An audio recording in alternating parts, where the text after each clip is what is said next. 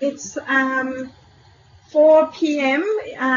Bangkok time, so let us start the webinar. My name is Varali Misuk from HelpAge International.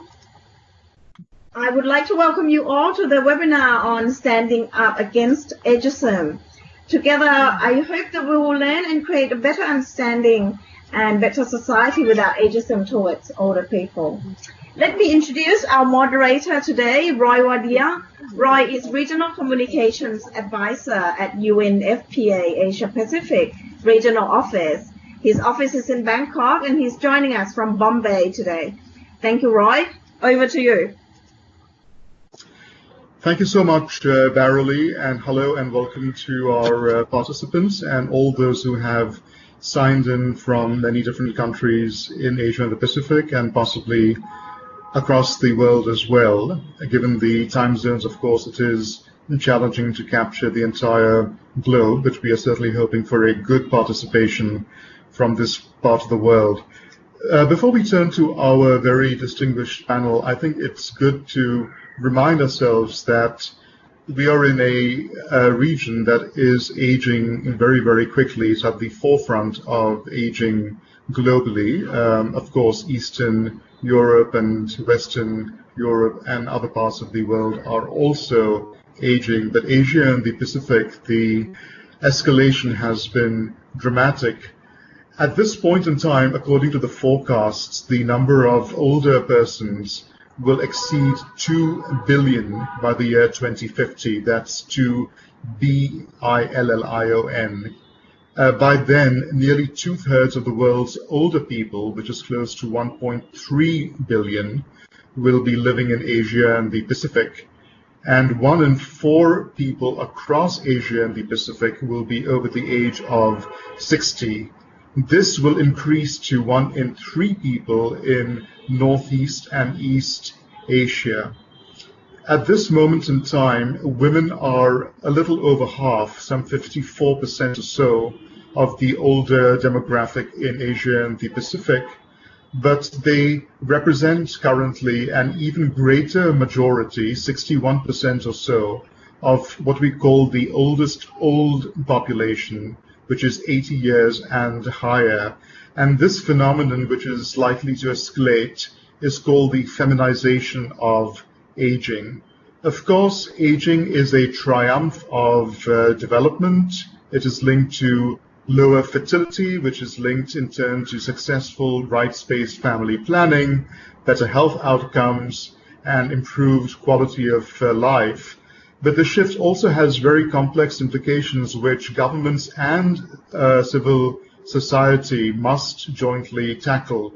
And the issue that we are actually focusing on today in this webinar is that of ageism. The theme of the International Day of Older Persons today is the journey to age equality. And we thought that unless we tackle ageism as a whole, we won't be able to traverse that journey successfully. So with that, let me introduce the panelists that we have today very briefly. First, we start with Professor Asghar Zaidi, who is a professor of gerontology based at Seoul National University in the Republic of Korea. And he's also affiliated with the London School of Economics and Political Science. And he is a very well-known academic and professor globally.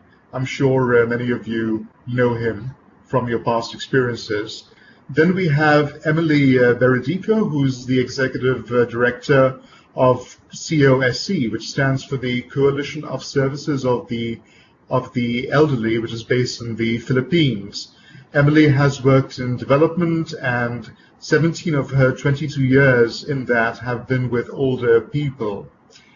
Then we have Shobha Shukla, who's from India. She is a teacher by background, but she has become a journalist, a sustainable development practitioner, and she is currently the executive director and the managing editor of the very well-known Citizen News Service, which is based in India, but it has affiliates across Asia and the Pacific, and it is actually syndicated across the world.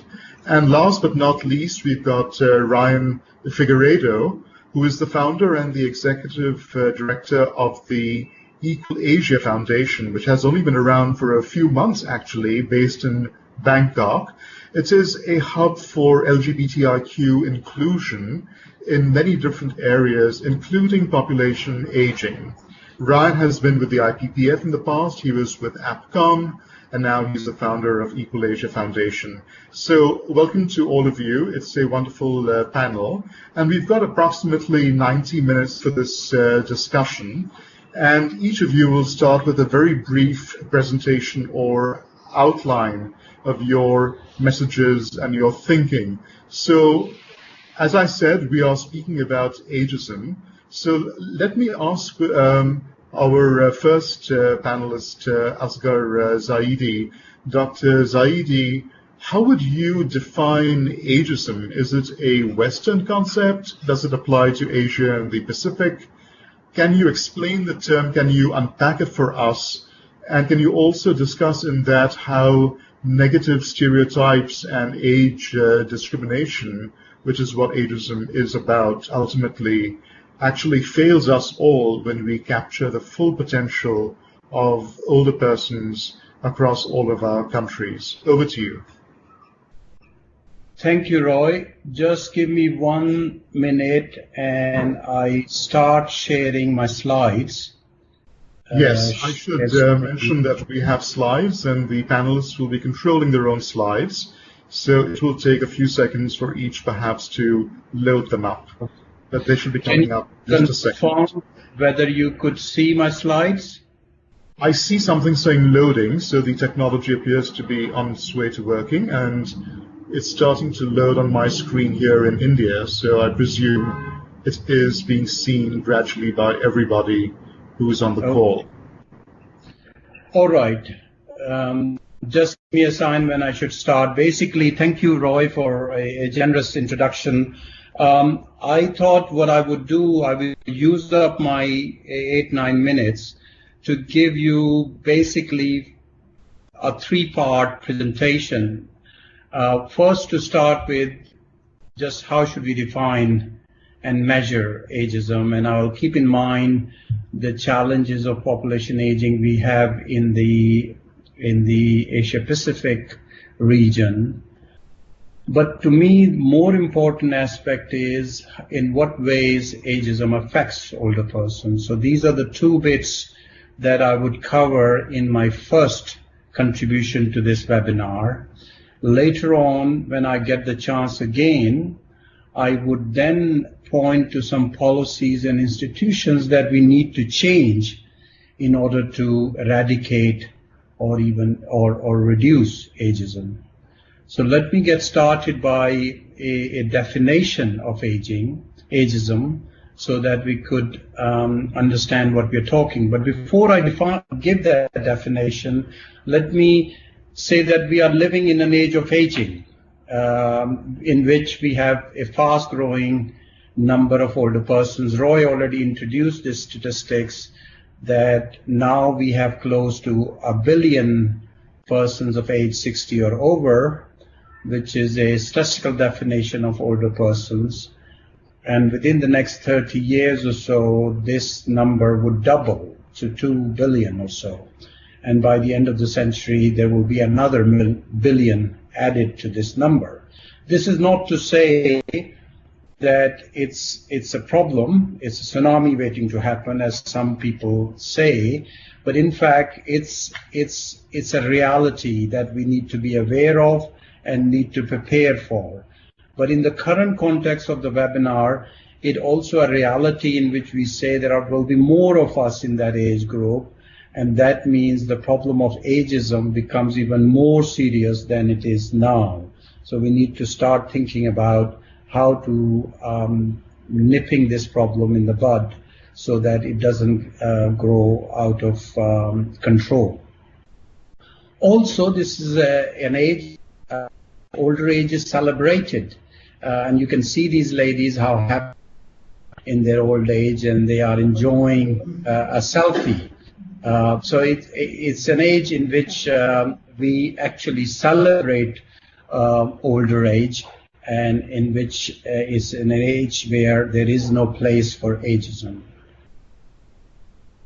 So how do we define ageism? Ageism has three dimensions. One is the stereotyping, which is all about how we think about older persons, and many people negatively when they think about older persons. They think about frailty, they think about older people being burden on the society. So that negative thinking about older persons and their roles in the society is the first dimension of ageism. And then we have the prejudice, in which having had negative thoughts in our mind about this age group, we start developing feelings that this group has a certain role in the society, certain position in the society, by which we start excluding them from the mainstream of our society. And that exclusion process is the action of discrimination that happens. And the third dimension of the definition of ageism. So in effect, ageism leads to discrimination because of prejudice and stereotyping of older people. And that discrimination exclude older people from the society. Before I go on to talk about how do we measure ageism, let me just very quickly give some more facts on ageism so that we are all on the same page. What is the situation? Ageism seems to be the most tolerated form of discrimination. This is believed to be even more pervasive than sexism and racism, the other two isms that prevail in our society. But it seems that ageism gets away, and people often don't notice it, or when they notice it, they keep quiet about it. It's the most tolerated form of discrimination in our society. It seems to affect women more than men, and also it affects less educated more than better educated. It can be instigated by persons or by institutions through their rules. It can be done intentionally with the full understanding that this is a bias against older persons, or it can also happen unintentionally, where in many cases people are unaware how their stereotyping or prejudice leads to ageism. The fourth fact is that ageism should not just be about discrimination against older persons. It is actually discrimination against also people of other age just on the basis of age. So very often we have in the society discrimination against adolescents or children about what roles they should play. But given that today is the day of older persons, I would be using this term predominantly in relation to the negative treatment of older persons. Last fact, there are many more, but I picked up only 5. It has become increasingly important, and I presented that figure, and Roy also mentioned that figure, given the rising number of older persons in our society. Very soon we will have 1 out of 5 persons be aged 60 or more. Thus, if we continue to live with ageism and do not come up with policies and programs to deal with it, then our aging population will not be able to make the most of its talent and opportunities. We know aging population is an opportunity, is an achievement, and in the presence of ageism, we will lose all those talent that we have in our older persons and all those opportunities that come with population aging. Now, how do we measure ageism? And I don't have much time to go into details. I picked up an example of a recent project we did for HelpAge International with the help of funding from British Council for the study of human rights of older persons. And then we thought of a range of rights that people have, for instance, the right to an adequate standard of living. And then in the nationwide survey, we asked people, older persons, their perception, how positively they felt they were treated in comparison to younger persons in accessing basic needs, such as food. So we start by focusing on a single dimension of human rights of older persons, and then in the survey we go about asking questions how older people felt that they were not able to meet that human right in comparison to younger persons. So they were discriminated in comparison to younger persons. Another example is is the right to work, participation and fulfillment. So there we have in the survey positive treatment that older people may have experienced based on their age regarding opportunities to work. And again, because we were thinking of measuring everything in terms of positive indicators, this question was formulated that way, but we wanted to know to what extent people's right to work and participation and self-fulfillment was fulfilled in comparison to people of other ages. I don't want to go into more details, but there was a whole range of rights of older people that we covered in that survey, in that study of human rights of older persons. So in my view, that's one way of going about measuring prevalence of ageism in our society. Then comes the question, what ways ageism affects older persons? And in my view, ageism is the mechanism through which we fail in capturing the full potential of older persons. So if we believe in active and healthy aging of older persons, helping them be engaged in the society, participatory in the society, and through that process also enjoy better health, because we know those older persons who are engaged in the society also have better health. So ageism fails us in capturing the full potential of older persons, often at workplaces, because there are difficulties in retaining jobs, or if they lose job in older age, to find the job again, or if they are lucky to have a job, they find lesser opportunities for training. So workplace is a major workplace discrimination is a major form of ageism we observe in our society. Also, another form of ageism where we fail our older persons is in healthcare provision, where often it is in the relationship between patient and physician, it is felt that the limited resources a country might have are better spent on younger persons. So one observes experiences of older persons that they didn't get enough time from the physician, and also didn't get enough referrals for treatment. Continuing with that of ageism and how ageism fails us in capturing the full potential of older persons, also ageism happens through financial institutions, as they refuse interest-free credit, as well as the new credit cards or other forms of loans or insurances. So that's also another form of ageism that restricts engagement of older persons in our society. And one of the most important forms is the role played by media, which often portrays older people negatively. And that portrayal in the media can have a wider impact on the public's attitude.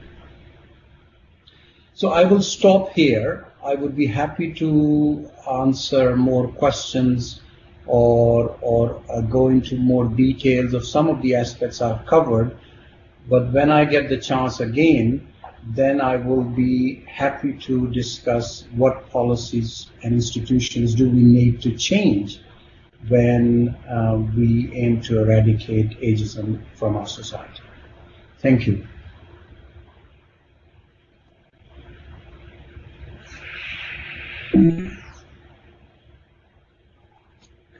Thank you so much for that, Asghar. It was extremely,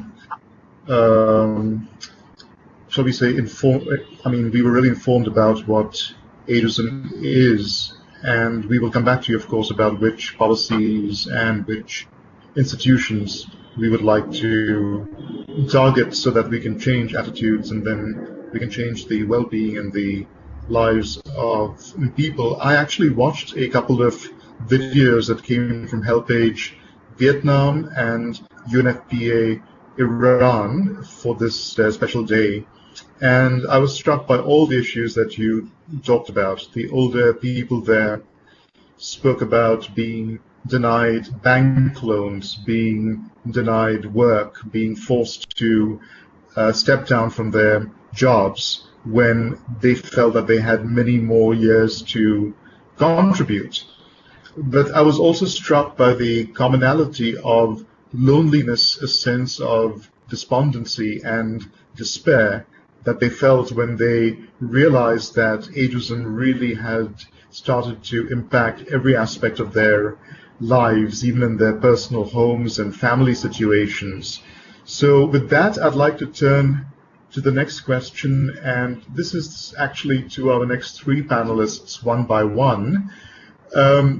And you each are from very different organizations, but you work on common themes when it comes to population aging. So could you share your experience or your organization's experience on ageism and the impact that you've seen it have on individuals, policies, different aspects of the puzzle? And I'd like to start with Emily, then we move to Ryan, and finally Shobha.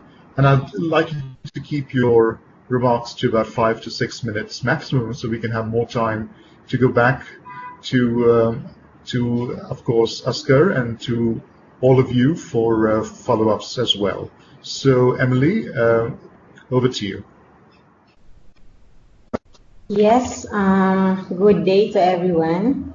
So I'll be sharing with you the Philippines or our experience, course experience on ageism. But before that, wait, I will just show my presentation. Sure. Take your time. We know it takes a couple of seconds to upload slides and make sure that they are working smoothly. In fact, the technology that we have is absolutely amazing these days, linking all of us from all over the world. So I think we can wait for a few seconds and be a little bit patient with that. It's now appeared on the... Yeah. Let me know if it's already appeared on the screen, my presentation. I'm not seeing it from my end, but... Yeah, okay. Let's wait maybe for a moment. Sure. It does take a bit of time to put the slides up. It took some time for Asghar as well. So hopefully it'll come there. But even before you start your slides, Emily, can you just give us a very brief background on what COSE is and how it came into being, and then we can flow into your presentation from there. Yeah, okay. So, by the way, COSE is a Coalition of Services of the Elderly, and it has been established since 1989. So, our organization has been addressing different issues and concerns of older persons in the country. So, on poverty and disability and exclusion. And we also, one of our strengths is organizing or forming organization and strengthening organization of older persons in the country. So we've been doing this since 1989. And by the way, the organizations in the country has 3 levels. First, at the community level. So we call it Older Persons Organization, and we federated them in the municipal or city level. Then we also have the confederation at the national level, who is pushing, advocating for policies for older persons. So they are the older persons themselves who are advocating for their rights. By the way, it's on already? Yes, we can see it now. Yeah. Okay, so so as I've mentioned, so we address issues on poverty and disability and exclusion. Then through the years, we have experienced and witnessed ageism in communities and other engagements with the government, including policymakers. So this slide shows that those issues identified specifically on ageism, we respond those issues through these programs and activities like income security, healthy and active aging, and disaster risk reduction and management. So on a positive note, Philippines is a country that holds high regards to older persons, but we also have witnessed ageism in different aspects. So first, on income security. So on income security, we have this mandatory retirement at the age of 65. So even you are still capable or you still wanted to work, if you age 65, you have to retire. So it's mandatory. Then second is on age discrimination in employment and financing institutions. So here in the Philippines, if you age 45, you can hardly find a job because they usually hire 20 to 45 years old. And even the access for loans from financing institution is also very difficult for older persons. If you age 60, you cannot access or avail those opportunities. Even housing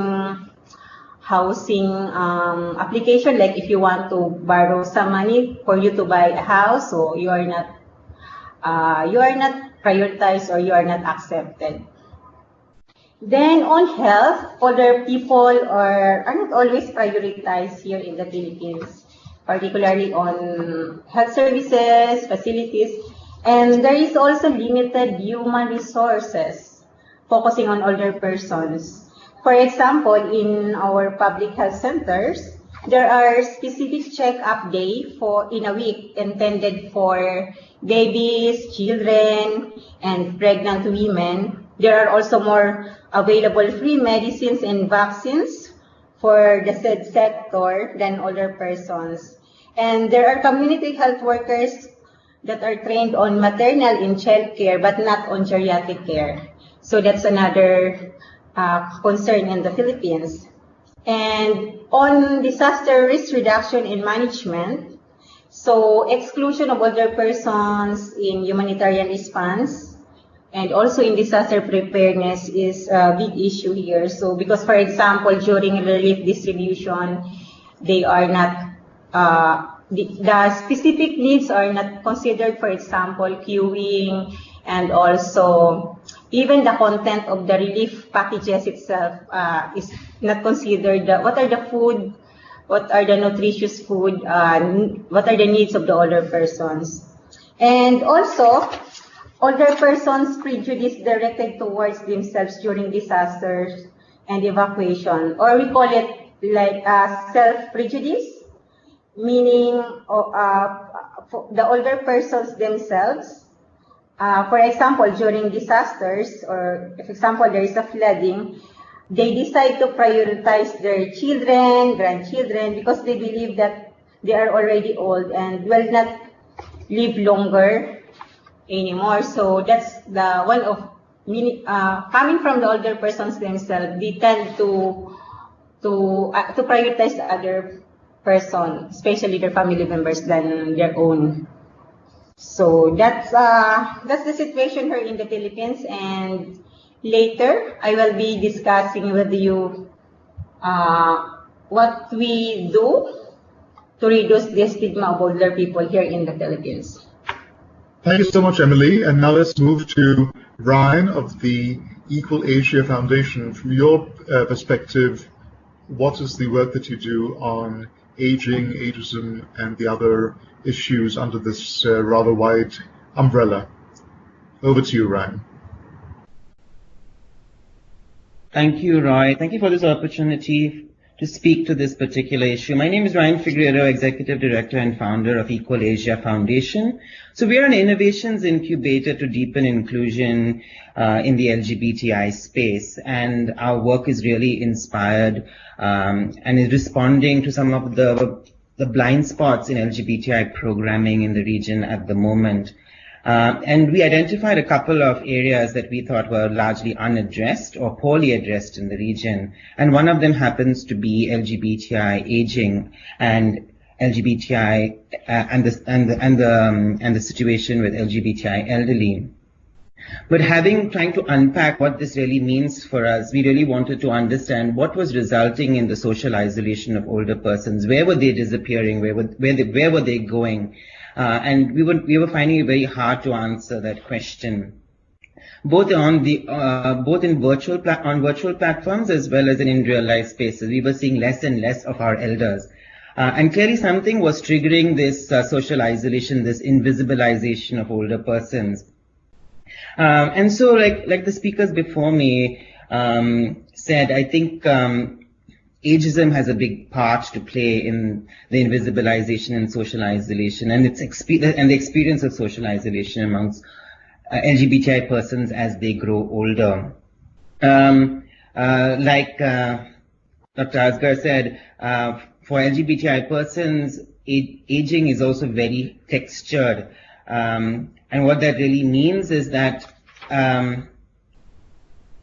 as one grows older, as an LGBTI person grows older, a lot comes into play and becomes much more, and the individual becomes much more acutely aware of those differences that set them apart from others. This includes, say, their sexual orientation, their gender identity, gender expression, sex characteristics, as much as it does with things like race, ethnicity, socioeconomic background, culture, caste, religion, and political affiliation.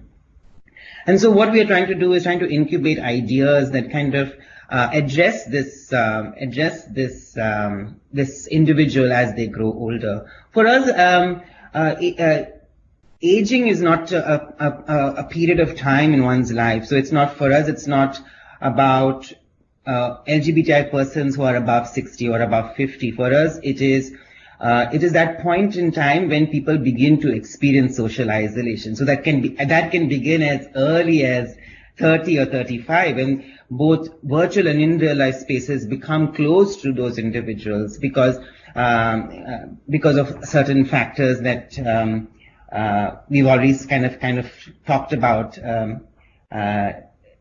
with the speakers before. And so we really want to kind of unpack what that means. What does aging mean? What does it kind of bring about in LGBTI persons? Why are LGBTI persons more disproportionately impacted by this phenomenon of aging or growing older? The second area, of course, that we're looking at is, the second thematic area that we're looking at as an organization is mental health of young persons, focusing on suicide and self-harm. And we believe that this also has an impact, is impacted by the fact that there is an intergenerational gap between older and younger persons, and this intergenerational gap is in a sense leading to the social isolation of young persons and older persons, and it's manifesting in the way that we see it manifesting at a community level or on the ground. And this is what really is kind of is bothering us as a community, as a movements, is this manifestation of the social isolation and what it is doing to members of our community who are becoming more and more vulnerable because of their age or because of certain conditions that are catalyzed by one growing older. So our work is really focused on how do we bridge this intergenerational gap? How do we achieve intergenerational justice? And I'll have some time later to talk about specifics of what we look, what do we call intergenerational justice? How do we define intergenerational justice? What are our intergenerational approaches that we are using? But the idea is really we need to close the gap between older and younger persons in our community, and in an effort to mitigate the social isolation that older persons and younger persons are facing, and to address those impacts of that social isolation, to reduce self-harm and suicide and substance dependence, to also then give opportunities, both in real life and virtual opportunities for older persons to feel connected to the communities that they belong to. Many of the impacts of aging on LGBTI persons are similar to the general population, but I think they are disproportionately impacted because we have poorer indicators for poorer educational outcomes, poorer access to employment opportunities, and and it's not the same for all LGBTI persons, right? I think we also need, what we're trying to do is recognize that our community itself is very diverse. So lesbian and transgender women might be more disproportionately impacted by aging than, say, cisgender gay men. And so we recognize that as well, that ageism is also something that we inflict on our community, internally within our communities as well. So it's not necessarily an external force, but sometimes it's also an internal bias within the communities and within the movement. So that is the kind of work that we're doing. We're currently implementing a project in Thailand to test this idea of using intergenerational work to close the gap between generations in the LGBTI community, and doing this in Chiang Mai and Bangkok. And what we're trying to do is to kind of collect information, because that is data and is acutely absent for our community. We do not know what is happening we have, of course, anecdotal evidence, but we don't really have any hard data on how many people are being impacted by aging. So we are also advocating for more data to be collected by bigger agencies that are working in this space. We are also then educating and creating vocabulary around aging and what that aging means specifically for LGBTI persons and communities in our part of the world. Not all concepts apply to us, or if they do apply, they have a different meaning for us. So we're creating that whole vocabulary around aging for LGBTI persons. We're doing advocacy. We are an organization that is future scoping, because we don't want to be an organization that is only reactive to shocks in our community, but we also want to prepare, like Dr. Asghar said, that in a couple of years from now, entire communities will be super aged, right? And so we don't want to be caught on the back foot, and so we want to prepare we want to build resilience in our communities now, and to create strategies to prepare ourselves against those future shocks. And the last thing that we want to do, of course, is to be truly inclusive even within the movement, and to recognize that we should leave no one behind. If we are advocating to not be left behind in the general population, we also need to make sure that within the community we need to not leave anyone behind amongst ourselves. So that's in a sense what we hope to do, what we're aspiring to do, and the kind of work that we want to do in the future. Over to you, Roy. Thank you so much for that, Ryan. It was extremely comprehensive, and this is something really, in a way, groundbreaking, because it's one area that's been very neglected in terms of a scientific, rigorous data collection approach. And Shobha, Citizen News Service, covers many issues linked to sustainable development. So it's over to you now, and your perspective on the aging issue, the ageism issue. Thank you. Thank you. Can all of you hear me? I'm trying to share my screen, and let's see how quickly I can do that. Just let me know if you can see my screen. We can see your presentation. Okay. Yes, we can see your screen. Mm-hmm.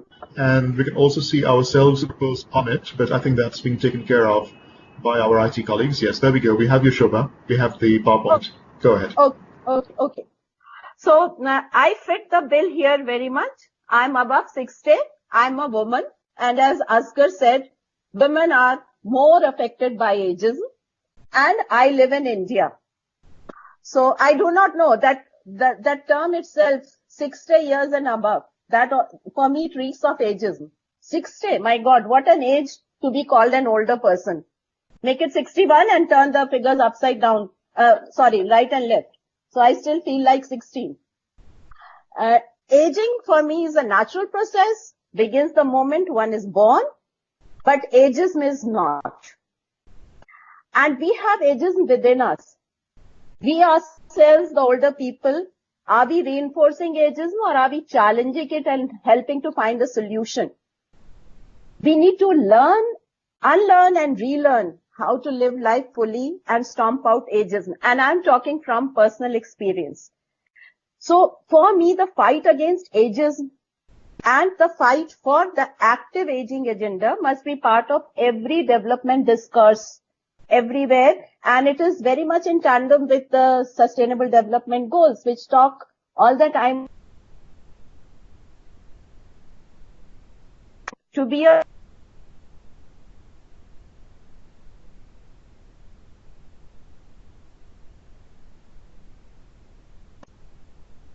We seem to be having some technical issues with Shobha. The video froze and so did the audio.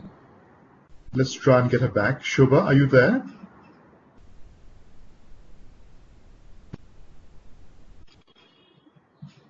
No, there seems to be a technical issue. What we can do is, because we want to keep moving and ensure we keep to time, is we can come back to Shobha when we can have her back. But may I just turn once again to our other panelists and in fact take on something that Shobha, are you there? Yes, I lost the connection. I just lost the connection. I have reconnected again. Okay, great. Let's carry on with your presentation. Yeah. Go ahead, please. Can you see the screen? Can you see my screen? Yes, okay. Go ahead, Shobha. Okay. So to be a woman and to be in India is double trouble, more so if you are standing against ageism and do not fit into the norm. So there are some examples I would like to bring up. Are the unique vulnerabilities of older women addressed by campaigns to fight sexual violence, say for instance? And this is just a few days ago news, where we don't even want to talk about this, and we rarely have elderly women who are engaged in such campaigns. Then domestic abuse. Despite being at high risk of domestic violence, abuse, the elderly, especially women, are not engaged in efforts to curb these forms of injustices. And this has been mentioned earlier also, that ageism lurks everywhere, home, industry, shops, workplace, and very often, as Asghar said, sometimes it's intentional, very often, and sometimes unintentional. We succumb to it even not knowing that we are contributing to ageism. In India, elders can go on pilgrimage trips. They are supposed to become closer to God, become more religious. But if somebody says, I want to go on a vacation, then eyebrows are still raised. Maybe in some section of society that is not happening, but more often than not. Then families are underestimating their elders' ability to live on their own and remain independent, especially women. I will take an example of my mother later on, but even as grandparents, grandmothers are expected to take care of their grandkids and deemed selfish if they have other priorities in life. These are all very, very the nuances of ageism. Media has been pointed out is helping push false solutions and reinforcing ageism. We have anti-aging products, but we don't have any anti-ageism campaigns. Advertisements also, when they talk of physical disability, they would like to portray an older person, which is not always true in real life, and is that true also elderly women. Even the TV soap operas, films, etc., they are cementing this. But one very positive film which I saw, many of you must have seen, and I must mention it, the Hollywood comedy, The Intern, which reinforces that experience never gets old. We might get. So that sort of breaks that myth around older people not fitting into newer work environments. See this film if you can. For me, the word retirement itself stinks of ageism. What do you mean by retirement? We are just changing our place of work, or we are working on another path. But as long as you're alive, you do not retire. You may retire from one service, but then you are there for something else. Addressing ageism in workplace and society is critical if we want an enabling environment for active aging. Because there are some efforts to seek services of elderly these days, given the disbalance between demand and supply in India. At least they are calling back the so-called retired doctors, teachers, engineers to work because they are not finding proper replacements for them. But that has got nothing to do, and it's not done with the intent to fight ageism or even help establish systems in place for active aging. It is just to serve the purpose, but maybe as we have seen that the world is aging and we'll have a big population above the 60 or even 80-year age, then we need to have systems in place to make commuting, workspaces, working hours, health services, social security support systems friendly for all upper age groups if we really want to walk the talk on active aging. I would like to mention my mother, who passed away 6 years ago at the age of 85. And she, in her own way, she broke many ageist norms. She never wanted to live with her only son, who lives in Canada. And she said, I do not want to be living in a golden cage. I want to be a free bird. Despite her severe arthritis. But she stayed alone, lived alone, managed herself well. She never retired, just changed the domain of work. She lived with dignity. And she managed her own affairs. And she inspired me to celebrate life as it comes to us. So very often, it is we people also, the elderly, who are contributing in their own way to ageism. Now, regarding my work, I have faced these difficulties, and I have surmounted them also. Since I work with a communication, we are an online communication service, getting communication projects involving latest social media technology. Sometimes they thought, well, will I be able to do it or not? Sometimes the scholarships and fellowships which I got them despite my age. Sometimes I was refused, and not very overtly stating my age, but I could feel that. So giving equal opportunities for work to upper age groups is very, very important. I have faced it, but I have overcome it. Also, confronting ageism at workplace and development sector is important. I would say that all organizations which are working for the elderly, I presume a large part of their workforce consists of the so-called elderly. I have demolished doubts with my own work, which hovers over our ability to invest long working hours, intense assignments, working abroad, duty travel. I have traveled over 40 countries. I have no problems traveling alone. In fact, I'd rather travel alone rather than be with somebody with I don't gel. So these are some of the ageisms which we confront at workplace, and we overcome them. Regarding policy frameworks, we have policies against sexism, gender violence, casteism. But at least in my country, I don't think we have policies to prevent ageism and promote active aging. So we need strong laws to stop all forms of harassment faced by the elderly at all places which have been mentioned earlier. We only have one shot of life. Age gracefully, boycott ageism, realize your dreams. Thank you for now. I'll be back again later when Roy puts another question for me. Thank you so much, Shova. You have really captured it also well from the personal experience, but also how you've been able to apply your personal experience to your work. And we can discuss a little bit later how your own personal experience has actually informed the way you report and cover issues on population aging, which also, I suppose, more issues stretching beyond that. But let me pick up on where you left off and go back to Emily and Ryan. And basically, Shobha said that we as older people, those of us who are somewhat older, what is the role of older people themselves? And Shobha answered a little bit of that from her own personal experience. But Emily, since you work with older people across the spectrum, what are the lessons learned from actually imparting this responsibility to older persons themselves to be able to tackle ageism and move ahead? Okay, I'm back. So good afternoon again. So as mentioned earlier, is my slide showing now? No, it's not yet, but don't worry about that. I'm sure it'll come on. Yeah, so as mentioned earlier, we work with the older persons organizations in the country.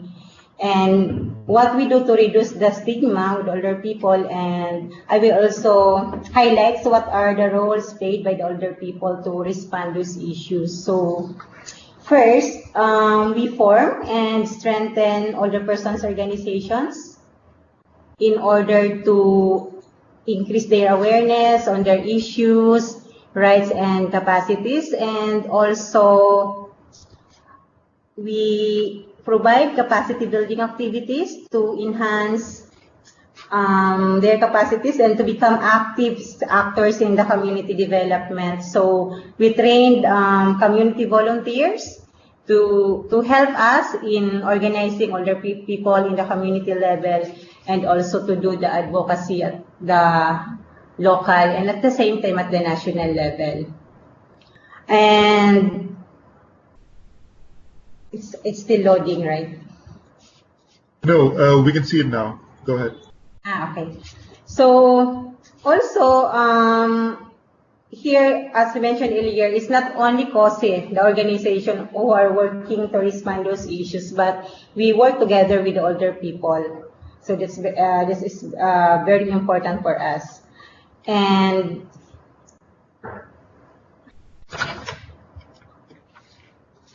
so, as mentioned earlier, so we form organization in order to increase their awareness and capacity building, and also we advocate together with the older person for appropriate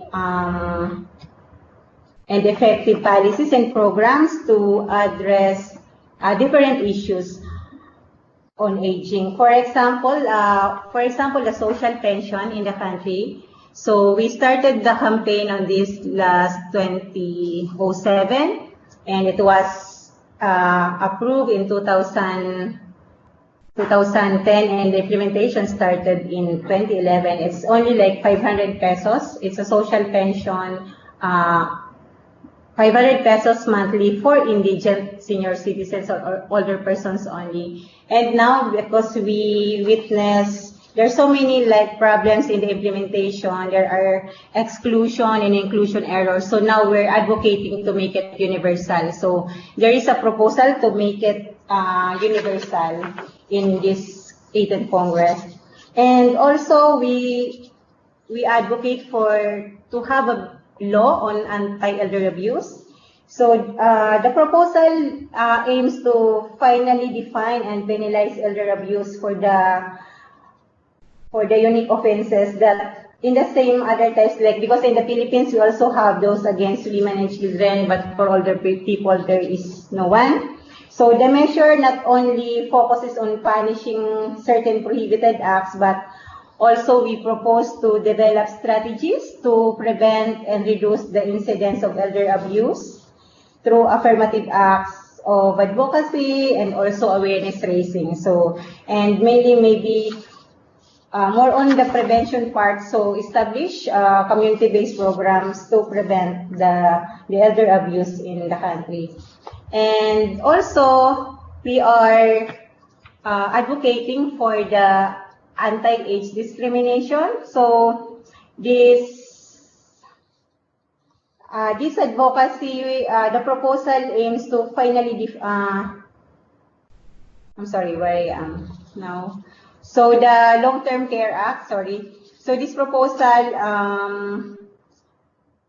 we seek to go beyond healthcare needs as merely access to medication and hospital services, but to national long-term care framework, so which is more community-based.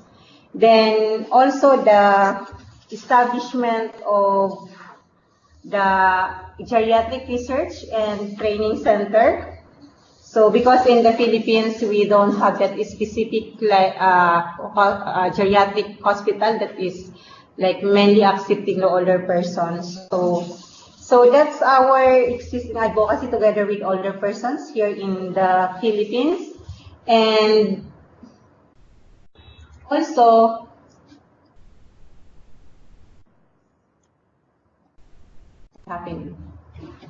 so, and also we, very slow, the internet is quite slow.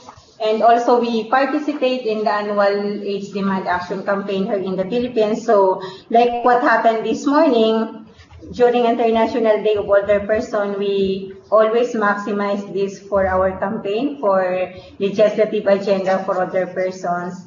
So this morning we had a celebration, and it was participated by more than thousands of older people, and to call for the passage of the Universal Social Pension and the other proposed bills or agenda that I've discussed earlier. So that's what we do here in the Philippines.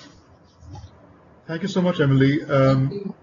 Yes, we'll come back to you for sure with some follow-ups, but now turning back to you, Ryan, you actually mentioned earlier that there is a lot of discrimination and stigma from within the LGBTIQ communities themselves, and that it is really incumbent upon that to be addressed. So how do you address that? I mean, even if you've got some sort of anecdotal examples of what you've seen or what you've done, maybe you can share that with us. Thanks, Roy. I think our strategy is really based around the empowerment model that we use for all our other work. And what empowerment really means is, number one, of course, creating vocabulary around the issue, and then giving people voice, and then also to create agency and opportunity. For older persons in our community, I guess visibility, like I said earlier, visibility is an issue, right? We don't see older persons. They do not participate in decision making. Most of the LGBTI programming is meant for young people. It's very youth-centered. And therefore, you find that older persons tend to retreat into the shadows. I guess there's also a manifestation of of ageism within the community that looks like, oh, you should not be, you have had your time, this is our time, you don't have a place here, and these things kind of tend to push older persons to not occupy the spaces that are important for them to occupy if they really want to feel part of the community and of the movement.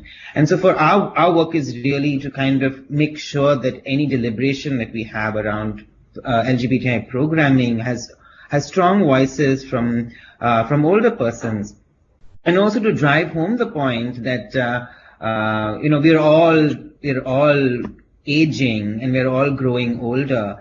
And so many people, if we are confronted with this argument that the future of development is on young people, our common response then is the future of young people is that they are going to grow old.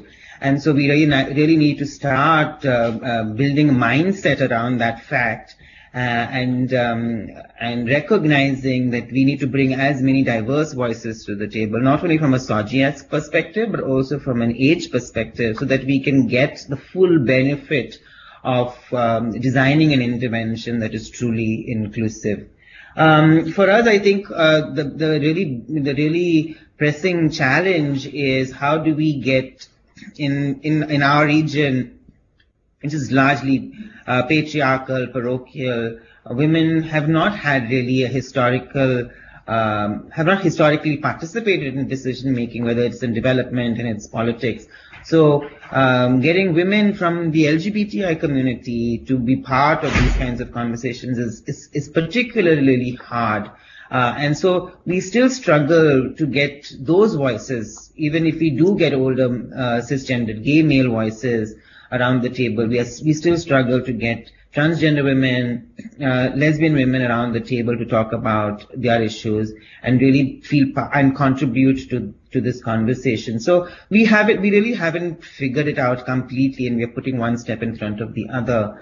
But our endeavor is that from a value perspective, we are trying to make sure that from within the community, as we are creating and designing these programs, to make sure that the spaces that we have to hold space, right? And we have to kind of make also sometimes take a step back and say that come occupy this space and come tell us what you think, and this giving them that space, because I think this is something that the LGBT movement and many other movements often struggle with, right? Is to kind of make space for women and other gender minorities to express themselves.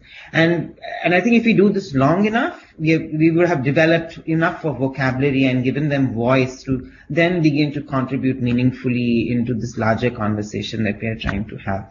But I think we are really far behind, and we really need to start now. Oh, back to you, Roy.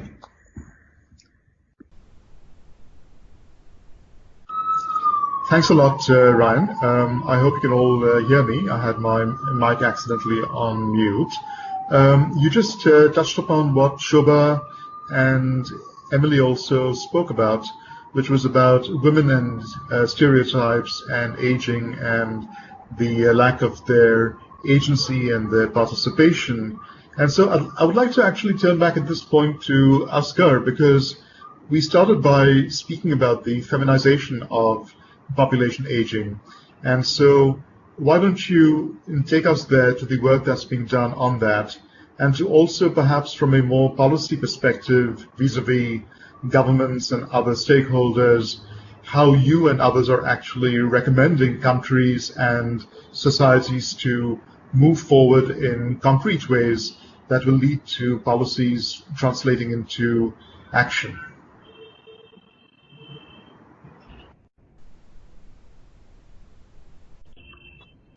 Asghar, over to you. Thank you, Roy. Can you hear me fine? Yes, go ahead. Can you hear me? Yes. Okay, good. What I would do is cover these aspects of which policies and institutions we need to change.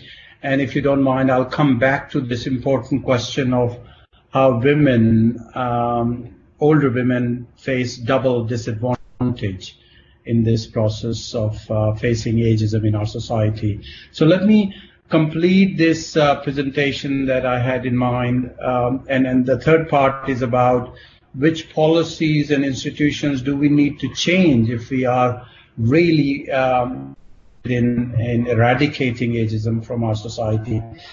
And I put it in three different domains. One is about protection and promotion of understanding of ageism.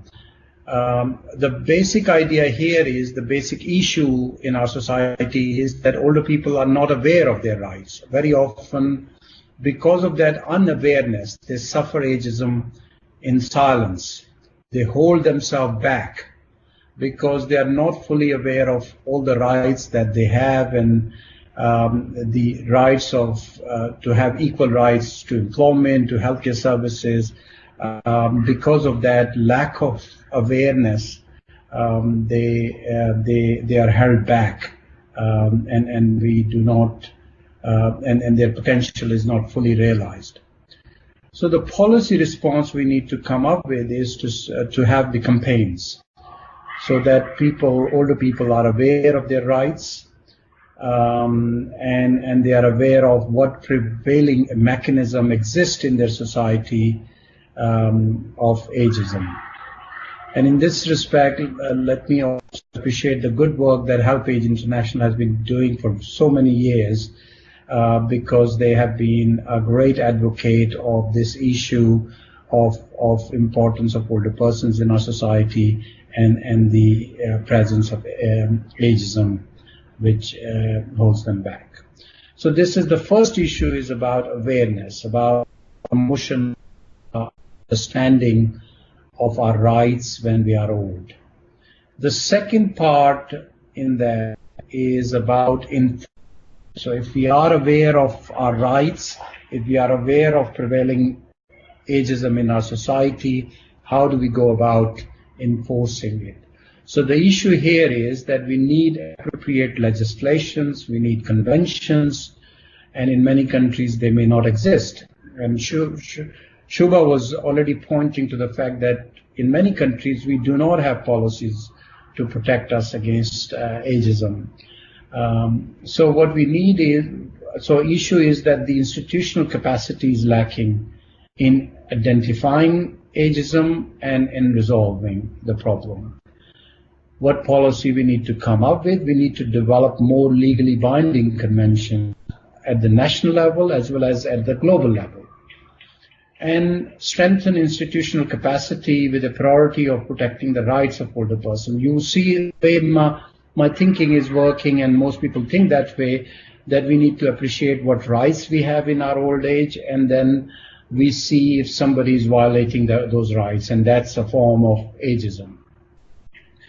So this process of developing legally binding conventions, I will appreciate the work of open-ended working group on aging that has been working for so many years, and already good results have started to come through. Now, once we sort of have gone through the process of understanding our rights and understanding ageism and what institutions we need to strengthen to enforce them, we also need to have a mechanism in place to monitor and evaluate. And very often we do just that. And the issue here is which specific types of ageism prevail in a society, and what policy frameworks work in reducing ageism. And the policy response that we can suggest here, that more and more countries need to collect better data on ageism, build evidence on what forms of ageism prevails in their society, and what policies work in promoting the rights of older persons. Again, the way my mind works is that I think of the rights, and then I see how those rights are not fulfilled, and that's a form of ageism. Here, let me point out the good work of the Titchfield City Group on Aging, which the UN Statistical Commission has started last year, and we have been given a 5-year work program, and many statistical offices around the world are part of that group. I myself is a member of the steering committee, and the idea there is that we are collecting data, we are collecting information about what data exists and how that data could be better used to build evidence for better policies. So this is in my presentation on what policy responses we need to come up with to address ageism. Thank you for now. Thank you so much for that, Oscar. It was a pretty focused summary, and let me just ask you a follow-up question, if I may, and I don't want to put you on the spot, but which countries are actually ahead when it comes to addressing population aging, ageism, and all these issues that you just mentioned? Because I know that some of them have been at the forefront of the demographic shift for a while now. Others are still trying to come to terms with the fact that they will be there. So from your perspective, can you give us a bird's eye view? Well, the first group of countries that come to mind are Scandinavian countries, and they tend to perform better in almost every social policy respect. And this is not about those countries being rich. This is about those countries putting emphasis, giving priority to these issues. For instance, Sweden, Norway have been celebrating a few years ago 100 years of pension provision to their older persons. 100 years ago, these were what you would nowadays categorize as emerging economies, which we will put the same category for majority of ASEAN countries. So it's not about having lots of money to put priority on reducing ageism and putting emphasis on the potential of older persons. It's about having a good focus and a good vision about, good priority about giving emphasis to this group of people. Also, in terms of human rights institutions, we see many European countries are very good in strengthening the human rights commissions.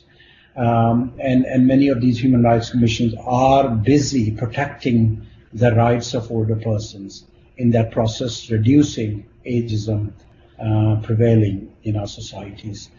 In other countries, especially in Asian countries, and recently I've been studying a good deal about Korea, there's a lot of good intention. There's a lot of good intention in the sense that more and more legislations are being put in place, the commissions being formed, yet one sees that there is still lots of ageism prevailing. Part of that is because the norms are not changing as fast as we people are changing. So I think it's an issue high on the agenda, thanks again to advocacy groups like HelpAge International, also international agencies like UNFPA and UNDP. They have started to put more emphasis on this issue. So its issues is surfacing very strongly, and we need to just continue to put this pressure on, given the challenge and the way demographic change is coming about.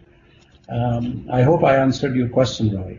Yes, absolutely. And I'm sorry to come back to you, but I just wanted a very quick answer before we go back to the other panelists, because as we know, there are several countries in Asia and the Pacific which are still technically, in the, shall we say, the situation where they can reap a so-called demographic dividend because they've got predominantly youthful populations.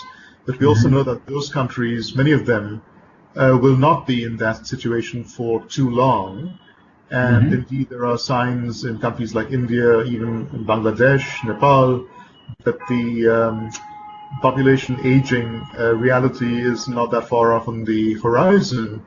And these countries are probably in a quandary because not only are they struggling to meet the demographic dividend situation, but they also are being told now that they've got to think about population aging. So I'm wondering that given all these things coming together and the challenges thereof, do you think issues like ageism are being given short shrift because there are other more pressing priorities, perhaps, when it comes to, to sustainable development?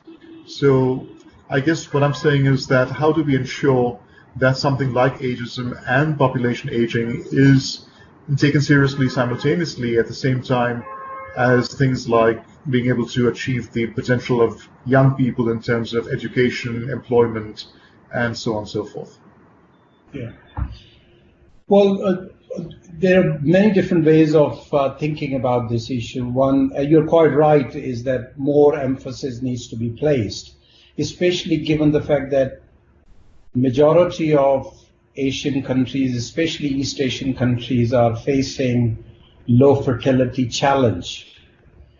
And if you don't have enough babies born who are then growing up to become working age persons, then you have no other choice but to start putting more emphasis on making use of the best potential of your aging workforce. And it shouldn't be just about people staying in employment. Older persons contribute in many different ways, even after retirement, in many of the non-market marketable activities like care at home, voluntary work. They continue to provide a great, valuable service to the society.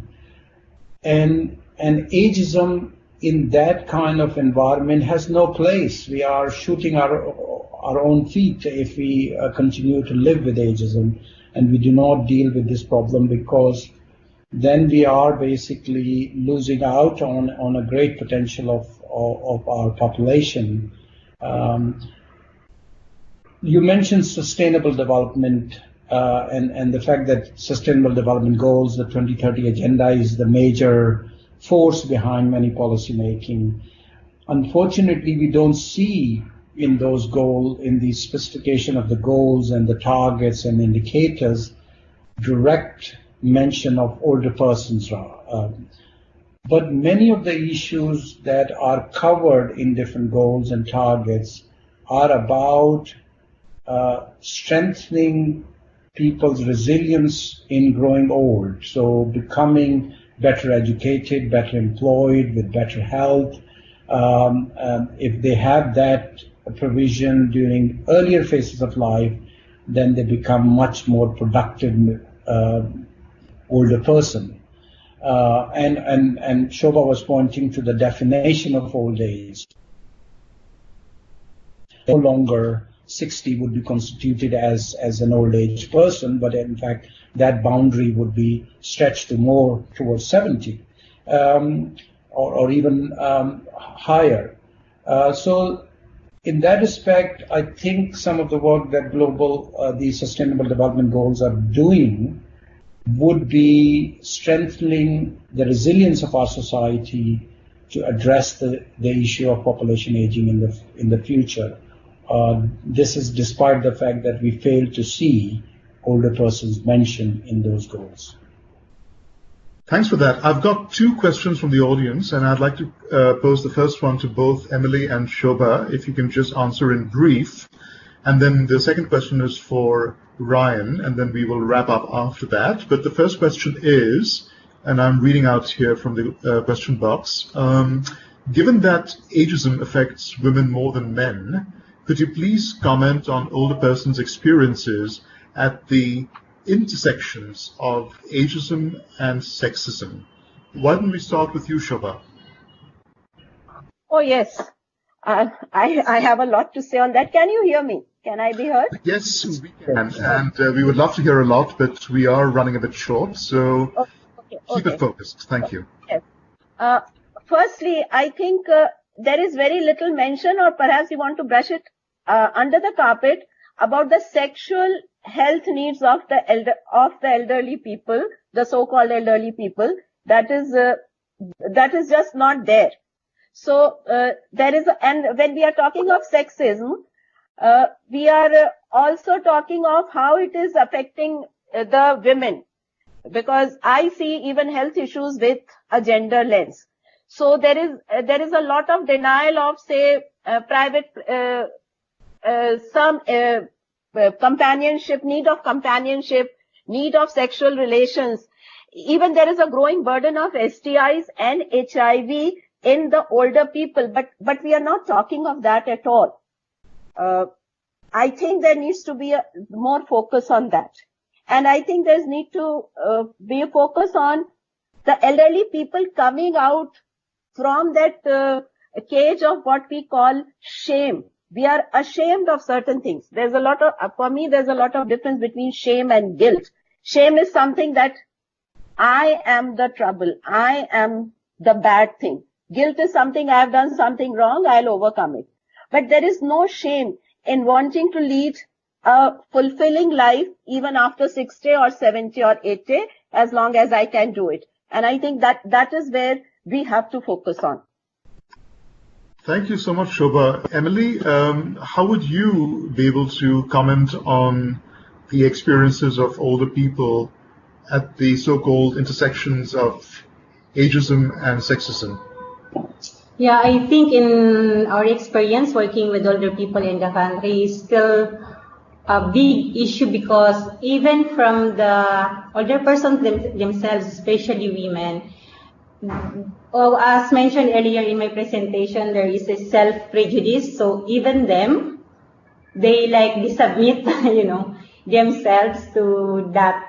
I'm not sure if it is part of our culture also, but for example, in issue of the SOGEC, we find it difficult to influence the older people on how to accept, that there are other genders other than women and men. So I think it's a big challenge for us on how to counter that issue here in the Philippines, especially in working with older people.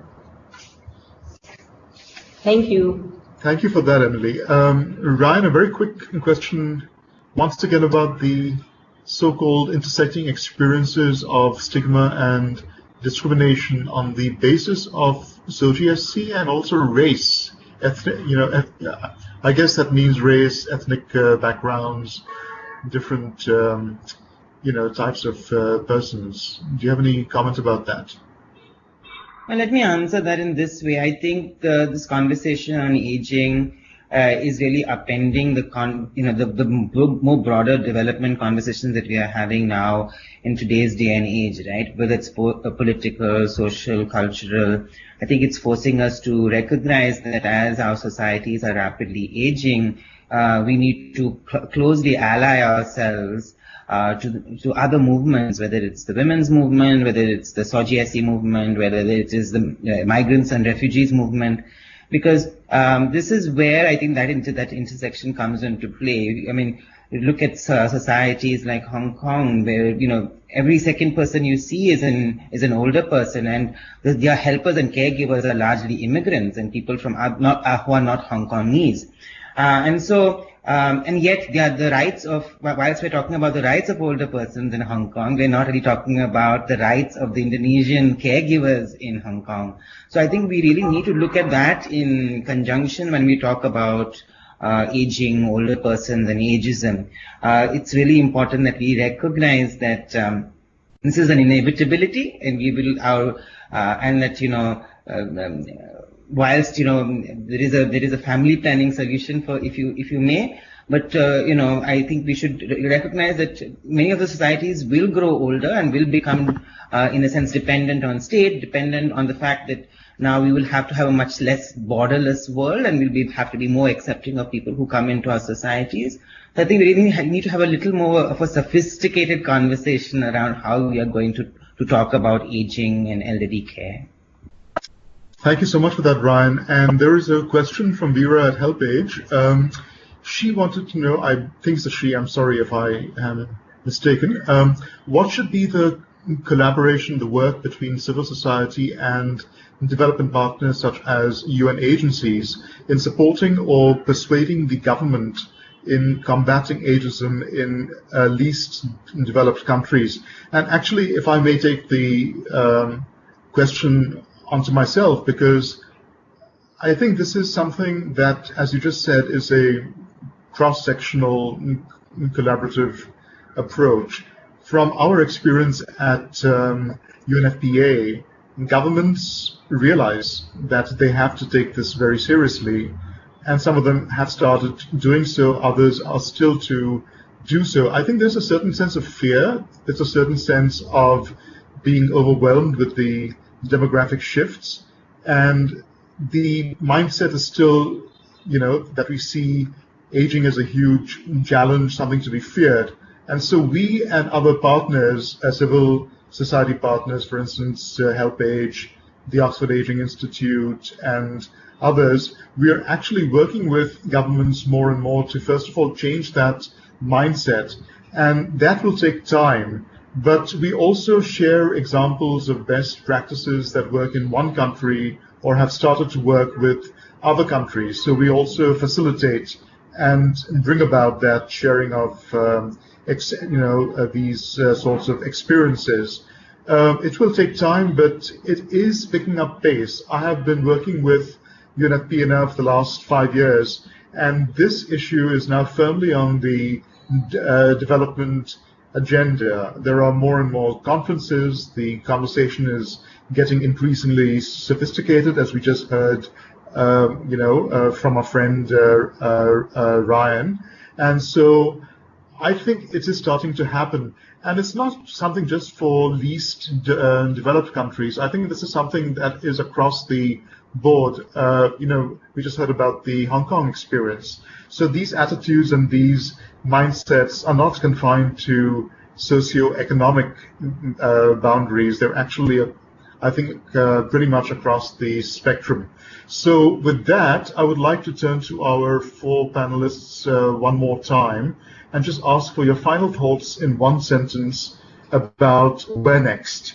Why don't we start with you, Emily, and then go to Ryan, Shobha, and then end with Asghar. Yes, thank you. So my final message, I think, for me, Ageism is not only a personal problem, but this is also a widely shared political and cultural problems that require collective action. Therefore, all of us have roles to play in fighting ageism. So, as mentioned also by other panelists, this can be done through awareness raising, enacting and enforcing policies or laws, and most importantly, start it within ourselves, within our family, and within our organization. So we need to expose ageism in order for us to take a stand against it, and that's one step forward in our journey to age equality. Thank you. Thank you so much, Emily. Shobha, over to you. Yes, I agree with Emily. On our part, overcome, boycott, and denormalize ageism. Speak up. Do not lose your self-confidence. Be positive. Engage with others. Be as independent as you can, as far as you can. Do not feel ashamed to take help from others. Eat healthy and exercise. Remember that your age is just a number. Age gracefully. That's it from me. Thank you, Shobha. Ryan, final thoughts? I think the call for action for individuals, communities, agencies and governments is really to make leaps of faith and imagination. And what that really means is to look beyond that, the small silos that we traditionally work in, and look at who are the partners who we can actually ally with to make a difference in the work that we do. And that's what the second point is perfecting our allyship. We really need to look at all the other movements and bring them into the conversation. And the last is we need to deepen inclusion, and we need to constantly ask ourselves who is being left behind. And when we do that, then we are able to then kind of, in a sense, perfect the solutions that we have for the least served in our communities.